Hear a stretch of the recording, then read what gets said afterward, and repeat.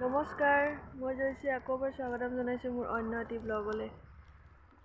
এতিয়া 7:30 বাজিছে, মই আহি নগাঁও পালোঁ। বিশেষ কাম এটাত আহিব লগা হ'ল, ইমাৰ্জেঞ্চি, সেইটো কাৰণে ৰাতিপুৱা 5টাতে ওলাইছোঁ। এতিয়া আহি নগাঁও বাইপাছ পালোঁ। ভাবিলোঁ ব্লগটো বাইপাছৰ পৰাই আৰম্ভ কৰোঁ। এতিয়া বেছি দূৰ নাই আৰু ঘৰ পামেই আৰু আকৌ উভতি আহিম যিহেতু, সেইটো কাৰণে সোনকালে ওলাই আহিলোঁ। বাটত দেখুৱাবলৈ নহ'ল একো, অকলে আহিছোঁ যিহেতু মোবাইল লৈ পেলাই চলাব নোৱাৰোঁ, সেইটো কাৰণে ইয়াতে আৰম্ভ কৰি ল'লোঁ। ব'লক। হেই গাইজ, ইমান গাড়ী হাল্লা। মই নগাঁৱৰ পৰা উভতি আহিলোঁ। অথনি কৈছিলে মই এটা ইমাৰ্জেঞ্চি কামত নগাঁও আহি আছোঁ।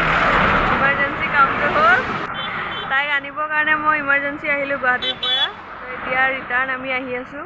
এতিয়া আহি আমি ৰহা পাৰ হৈ আহিলোঁ। এইখিনিতে জেগাটো ভাল লাগিছে বোলো, অলপ দুইজনী তাকে ৰ'লোঁ।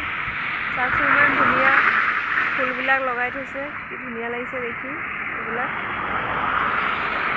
বেছি দেৰি নকৰোঁ, বতৰো বেয়া, ব'লক গৈ থাকোঁ।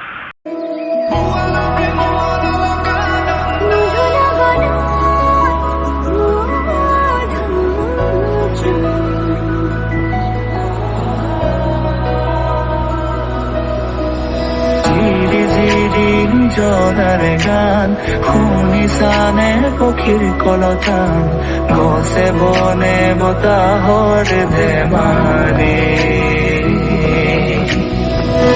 আগলি বতাহে সৰালে চুপহি, কাজলি জপা দুচকুৰ।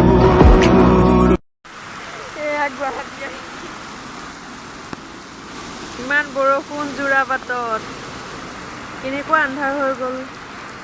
বৰষুণত তিতিলোঁ, এতিয়া ৰৈ আছোঁ।